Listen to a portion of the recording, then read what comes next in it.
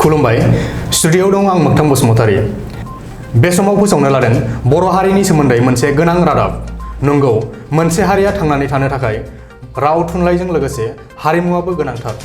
बुंनाय जायो हारिमुआनो हारिनि महर मुस्रि। थारैनो बर' हारियाबो दंजायो बेसेन गोसा गावहानो आंगो हारिमु। नाथाय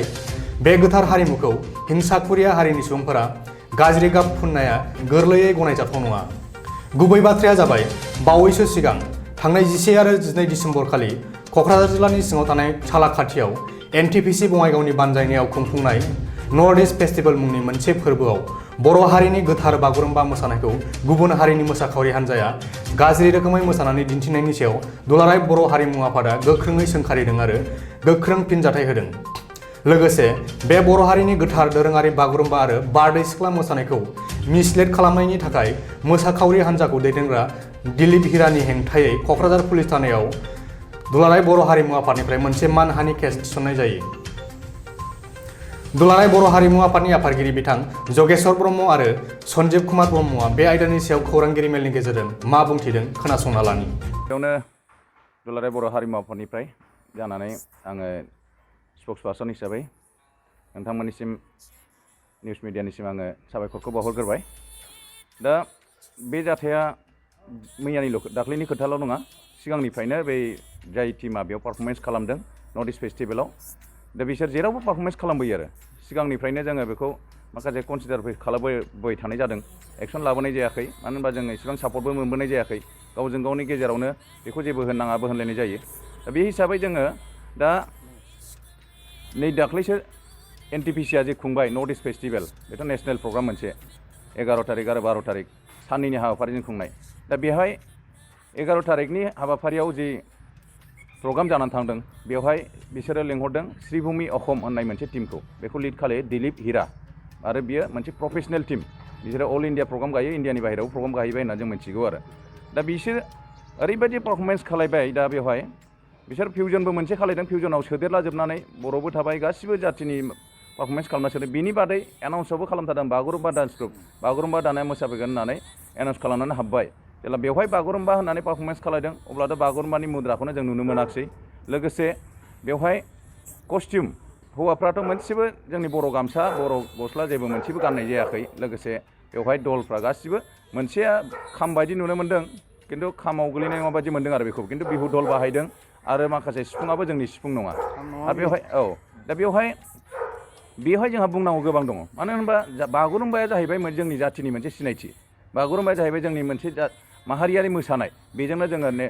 इन्टारनेसनेल लेभेलसिम सौहैनो हानाय बर' जाथिया मोनसे सिनायथि मोननाय आरो बर' हारिया। दा बे हिसाबै जोंनि बे मोनसे मोसानाय आयदाखौ आरो लोगोसे बारदै सिख्लाखौबो मोसाबावदों। ओरैबायदि गाज्रि खालामनानै मोसाबाय जोंनि जाथिनि मान सन्मानाव फुरा आघात खालामहोबाय बिसोरो। एकदम हाबसो फैनानै जोंखौ एख्ल'फैनाय बायदि जाहैबाय आरो। मानो होनबा बेबो आरो जोंनि बर' जायगायाव मेन बड'लेण्डआवसो फैनानै जे जायगायाव बागुरुम्बानि जोनोम जाबोनाय, जेराव बागुरुम्बायानो सोब जायगायावनो बागुरुम्बा जेरैबो मोसायो, बे जायगायावनो जुदि बिदि खालामफैनाया बेसिबां लासिंसिं खालामनाय जादों। दा बेनि थाखाय आं बै पारफरमेन्स खालामग्राखौल' बुंनो सानाखै, NTPCआ बाहाय एक नाम्बार दायनिगिरि। मानो होनबा NTPCआ मानो लकेल टिम मोनसे मोनाखै? NTPCआ सालाखाथि खाथियाव टिम दं, गोबां टिम दं, खाथि खाला मेरला टिम दं। दा बेसिबां दाम थाङो? मोनसे टिम लांनायाव, बर' टिम लांनायाव बारा थाङा, 10-15 हाजार थाङो बारा। बेखिनिखौ मानो गारनो हायाखै? दा गुबुनफोरखौ बाद होनानै बर'खौथ' एटलिस्ट एक्सट्रा स्पेसियेल पारफरमेन्स खालामहोनांगौमोन बर' टिमखौ। दा बे हिसाबै जोंहा खुनु गाज्रि जाहैनाय खोथायानो फैयामोन। दा बे दिलीप हिरा होननाय मानसिखौ पारफरमेन्स खालामहोबाय, बिथांमोना फुरा ओरैबायदि गाज्रि खालामबाय। दा बे हिसाबै जोंनि हारिमुनि सायाव जेब्लाना माबा मोनसे नेग्लिजेन्सि जानाय बिदिया बिराद जाबोबाय थादों। जों खालि फेस मिडियाफ्रा फेसबुकफ्रावल' सावरायबाय थानाय जादों आरो बखिलायबाय थानाय जायो, खिन्थु रावबो एक्सन लानो हानाय आवगायनाय जायाखै। दा बे हिसाबै सोरबाया हारिमु आफादखौ बखिहरो, सोरबाया आर्टिस्टफ्रा मा जाखो होननानै बखिहरो गावजों गाव, आरो सोरबाया होनो बेखौलाय DID फ्रावबो सोदेरलाबायना मोसायो, अखौबा माबाफ्राव मोसायो होननानै बुङो। खिन्थु बेथ' खोथा नङा। बबेबा मोनसेयाव सोरबाया सोलोंनानै मोनसे फिसा मुद्रा सोदों, बेयावथ' डाइरेक्ट बागुरुम्बा होननानै सोनाय जायाखैना कयेकटा मोसानायाव। दा बेवहाय डाइरेक्ट बागुरुम्बा पारफरमेन्स होनानै सोनाय जाखाबाय नालाय, बेवहाय बुंनांगौ दं। दा बे हिसाबै बेहाय गावजों गाव जेबो जालायाबालानो बयबो साफ्रोमबो जोंनि बर' माहारिया बेवहाय सापर्ट होलायनांगौ। दा बेखौ जोङो बिनि सायाव जोङो FIR होनाय जाबाय क'क्राझार थानायाव। दा क'क्राझार थानायाव FIR होनायनि उनाव जोङो स्ट्रंलि एक्सन लानायखौ जों लुगैदों। आरो लोगोसे जों लेटार इसु खालामनाय जागोन गासिबो डिपार्टमेन्ट बड'लेण्डनि जेसेबां 40टा डिपार्टमेन्ट 39 डिपार्टमेन्टनि सायाव जोङो लेटार हरगोन जाहाथे बिदि प्रग्राम मालाबाबो खालामनायाव जाया आरो बेनि सायाव लोगोसे आसामनि डाइरेक्टरेट अफ कालचारेल एफेयार्स जे गुवाहाटीयाव दङ बेवहायबो जोंनिफ्राय इनफरमेसन थांनांगौ बिसोर बे टीमखौ फुरा बेन खालायनांगौ बिनि बादै मिनिस्ट्रि अफ कालचारेल एफेयार्सनि आन्डाराव कालचार सेन्टारफोर दं जेराव नर्थ इस्ट जन सेन्टार इस्ट जन कालचार सेन्टार गोबां जन दङ बै जनफोराव मोनफ्रोमबो सेन्टाराव जोंनिफ्राय लेटार थांगोन संगीत नाटक एकाडेमियाव लेटार थांगोन आरो जोंनि सरकाराव डाइरेक्ट चिफ मिनिस्टारनिफ्राय लानानै कालचार मिनिस्टारनिसिम जोंनिफ्राय लेटार थांगोन इनफरमेसन थांगोन आरो कमप्लेन हिसाबै थांगोन जाहाथे बै टीमखौ बेन खालामनाय जायो आरो जोङो भबिष्यतआव खुनु टीमा दा दिनै दिल्ली भिरानिल' खोथा नङा गोबां टीमानो बिदिनो मिक्स खालामना मोसाबोयो बेखौ जाहाथे खालाया बेखौ जों वार्निं होखायो आरो लोगोसे खुनु अर्गेनाइजिं कमिटिया जाहाथे बेबायदि पारफरमेन्स खालामहोआ जाय जातिनि पारफरमेन्सखौ नायनो लुगैदों बे जातिनि मानसिखौ लाना खालायथों आरो जोंहा बादा गैया गुबुन जाथिया मोसानायाव बेहाय मोसादों बिराद वेलकाम सोरबा हारसाया मोसादोंना सोरबाया मोसादों मारवारि मोसादोंना बाङालि मोसादोंना राजबंसिया मोसादों खालामगोन खिन्थु शुद्ध भाबै मोसानांगोन आरो थार भाबै जोंहा जे बुस्थुजों जोंनि कस्टिउम जोंहा मोजां टिउन दं मेथाइबो खनबावाखै बागुरुम्बायाथ' जोंहा मेथाइखौनो मेथाइबो गैबावा बेवहाय दा बे अरिजिनेलिटिखौ लानानै मोसानायाव जोंहा जेबो बुंनांगौ गैया आरो दा जाहैबाय सोरबाया जुदि जास्ट एसे सोलोंनानै प्रग्राम खालामनायमोनबा बा अबेबा स्कुला सोलोंनानै खालामनाय बेखौ गोरोन्थिखौ जों रेहाय होनो हागौ खिन्थु मोनसे प्रफेसनेल टिम बियो मोनसे प्रफेसनेल टिम हिसाबै गोसो जानानैसो खालामखानाय बियो बे पारफरमेन्सल' नङा सिगांनि माबाबो नुबाय कलकातायाव खालामनायबो नुबाय दिल्लीफ्राव खालामनाय माखासे भिडिअ नुबाय गासिबावबो बेबायदिनो मिस्टेक खालामबोबाय थादों आरो मिस्टेकथ' नंला गोसो जानानै खालामनाय आरो दा बेनिखायनो जों रेहाय हैनायनि प्रश्न फैया बाहाय आरो बेवहाय जोङो बेनिखायनो एफआइआर होनाय जादों आरो बेवहाय जुदि जेबो इसिबां एक्सन जायाबा आरो जों गोजौसिन थांबावगोन हाइकर्टसिमबाबो थांगोन जोङो जेरैखि जाया बे टिमखौ बेन खालायनांगौ आरो बेबायदि जाहाथे अर्गानाइज खालाया आरो बै जाय अर्गानाइजारफ्रा बेबायदि प्रग्राम खालामहोबावो बै अर्गानाइजारफोरनि सायावबो जों केस होनाय जागोन बेखौ जों बुंबाय आरो लोगोसे जोंनि दिनैनि बे हारिमु आफादा लानाय जि हाबाफारि बेखौ प्रटेस्ट खालामनायनि सायाव बयबो जाहाथे सापर्ट होयो बेखौ जों लुगैयो बर'नि जेसेबां माहारियारि संगठनफोरजों लोगोसे सरकाराव थानाय जेसेबां दं आरो सरकाराव गैयै जेसेबां दं बयबो जाहाथे जोंखौ सापर्ट होयो हारिमु आफादखौ बेखौ जों लुगैयो बेखौनो बुंनानै दोनथ'नाय जाबाय थांखियाथ' बेनो थांनाय बे डिसेम्बर दाननिनो 11 आरो 12 थारिखआव सालाकाटि एनटिपिसिआव मोनसे नर्थ इस्ट फेस्टिभेल जानानै थाङो दा बे नर्थ इस्ट फेस्टिभेलाव कालचारेल जे प्रग्राम बे प्रग्रामखौ लिड खालामदों दिलीप हिरा होननाय बिथाङा श्री भूमि अक्षम बे मोनसे कमार्शियेल पार्टिनि दैदेनगिरि बा लिडार बिथाङा बेवहाय बे कालचारेल प्रग्रामाव बिसेसकै बर'नि बागुरुम्बा आरो बारदै सिख्ला बेखौ माबा खालामदों पारफर्म खालामदों बा परिबेखन खालामदों दा बेवहाय बे बागुरुम्बा जोंहा परम्परागत बर'नि जोनोम जानायनिफ्राय फैफानाय बे बागुरुम्बा आरो नेसनेल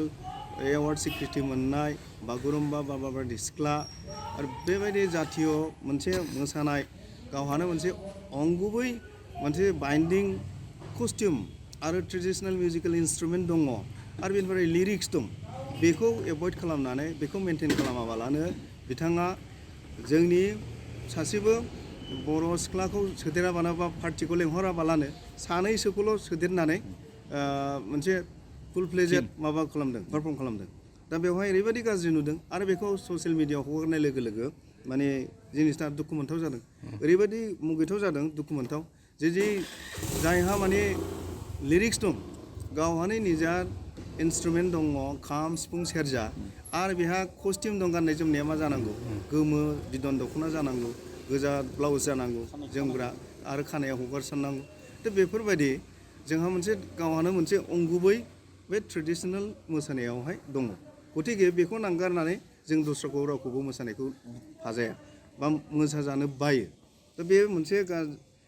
बे मोसानाया जाबाय जोंनि बर' हारिखौनो गोदो गोदायनिफ्रायनो सिनायथि होबोबाय सारा बुहुमाव मिथिजाबाय गतिके बिनि बागै जोंहा जत्न लाबोगासिनो जों दुलाराय बर' हारिमु आफादनिफ्राय आरो बयबो बर' जाथियानो बेखौ दिनै फल' आप खालामगासिनो दं गतिके बेबायदि स्वीकृति होनाय सार्टिफिकेट होनाय परिचय होनाय बे बयजोंबो मिथिजानाय बागुरुम्बानि सायाव बेबायदि बिकृत भाबै प्लाजियाराइज बा डिफर्म खालामनानै बिकृत खालामोब्ला जों दुखु मोनो आरो बेखौ बिनि थाखायनो दिलीप हिरा होननाय बिथांखौ बेक्तिखौ जोङो माने कन्डेम खालामनो बाध्य जाबाय दिनैहाय मानोना बिथाङा दिनै देखायबाय गाबोन समफोर आरो गुबुन गुबुन स्टेटआव बेबायदि जोंनि बे जातीय कृष्टिखौ जातीय बागुरुम्बा बा बारदै सिख्ला बा दावस्रि देलाय बेफोरबायदि मोसानायखौ जोंनो रोंखागौ आंनो रोंखागौ जोंनावनो दंजोबो बिदि होननानै जाहा थाहा माने डिसप्ले खालामबाय थायोबा आरो बे बर'नि मोनसे माने दिदोम जे मोसानाय बागुरुम्बा बड' ट्रेडिसनेल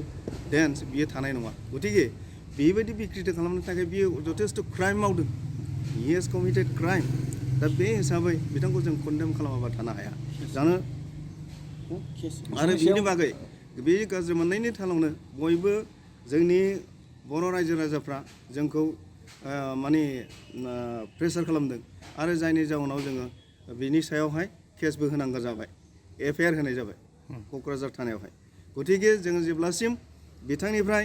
माने स्पस्ट' डिक्लेरेसन आरो बिथाङा नांगौ बायदि पानिशमेन्ट बेखौ मोननांगोन आरो बे हिसाबैनो जों वेट खालामनानै दङ आरो फैगौ जाहाथे दिनफोराव कुनु दिन बे बर' जाथिनि दोरोङारि मोसानाय ट्रेडिसनेल डेन्सआवहाय जों बेबायदि जाहाथे मैला फोनाङा बा जाथिखौ आघात हानि खालामा बिनि थाखाय जों साबधान होनाय जायो बिथांखौ कन्डेम खालामनाय जायो जोंहा कुनु जातिजों भेदाभेद गैया आरो जातिजों गाज्रि मोनलायनाय जेबो गैया मोनसे जातिनि मोसानाय बा देंखोखौ बयबो गुबुन गुबुन जातिनि मोसागिरि खनगिरिफ्रा मोसानो हायो खननो हायो नाथाय मोनसे जिनिसखौ माबा खालामनांगौ जोंहा मडार्न बा गोदान मेथाइआव गोदान मोसानायाव जेबो बुंनांगौ गैया खिन्थु ट्रेडिसनेल जाय जोंनि जातिनि मान मर्यादाखौ लाखिदों पलिसिखौ होदों सार्टिफिकेट होदों बे जिनिसाव जोंहा मोनसे स्पेसिफिक बाइन्डिं ट्रेडिसनेल कस्टिउम आरो बेनिफ्राय ट्रेडिसनेल मिउजिकेल इन्सट्रुमेन्ट दं बेखौ बाहायथारनांगोन बेखौ बा जोङो बेखौ इजि लानो हाया मानो बेनो सिनायथि बेखौ रखा खालामनांगोन बे ट्रेडिसनेल आरो बे रखा खालामखांनायनि उनावसो बर'नि जातिनि सिनायथिया थाबाय थागोन जुदि बेखौनो जोङो गोबां सम सोलिबोनानै आरो मोनसे समावहाय बिकृतिखौ खालामहोजोबोब्ला जोंहा मा थागोन जोंनि अस्तित्वआ थानाय नङा जोंनि एक्जिस्टिंआ थानाय नङा गतिके बे एक्जिस्टिंखौ रखा खालामनो आरो जोंनि बे माने कुवालिटिखौ रखा खालामनो थाखाय बयजोंबो मिथिजानाय बागुरुम्बाखौ दिनै गुबुन गुबुन बर'ल' नङा गुबुन गुबुन हारि माहारि सारा वर्ल्डआवनो मिथिजानाय बयबो मोजां मोनोखायनो मोसादों दा मोसायो बयबो मोसाथों खिन्थु मोसानायाव जोंहा जेबो बादा गैया आरो खुनु जातिजों जोंहा भेदाभेद गैया आरो जाय बिथांमोनहा मोसानो गोसो जायो बिथांमोनहा जोंनि रोंगौसार जायफोर इन्सट्राक्टर दङ जायफोर फोरोंगिरि दं बिथांमोनजों मोजां सोलोंनानै थिग कस्टिउमखौ गाननानै थिग दामग्रा देग्राखौ इउज खालामनानै आरो थिग लिरिक्सखौ जोंनो रखा खालामनानै मोसाब्लानो जेबो प्रब्लेम गैया खारन बागुरुम्बा गावहानो माने लिरिक्स दङ बे लिरिक्स माने लिटारेचार माने लेंगुवेज बे लेंगुवेजआ दिनै इट्स एडल सिक्रिटिभाबथ' गतिके बेखौ जोङो जाहा थाहा जुदि सोरबा बेक्तिया जानला मोनला डिसप्ले खालामोब्ला बेखौ सोर माने इजि लानो हानो नंखायनो जों बाहाय माने कमप्रमाइस खालामनो गोब्राब मोनदों गतिके बेखौ जोङो कन्डेम खालामनांगौ बायद' जादों आं गोबां बाथ्रा बुंला दिनै जोंनि गासै जिल्लाफोरावबो बेबायदि प्रेस मिटखौ खालामनानै सोंखारिनाय जादों आरो बेखौ अलरेडि बिथोनबो हरनाय जाबाय आरो जोङो केसखौ एफआइआर खालामबाय थानायावहाय गतिके बेखिनिखौ बुंनानै आङो दोनथ'बाय गोजोन्थों।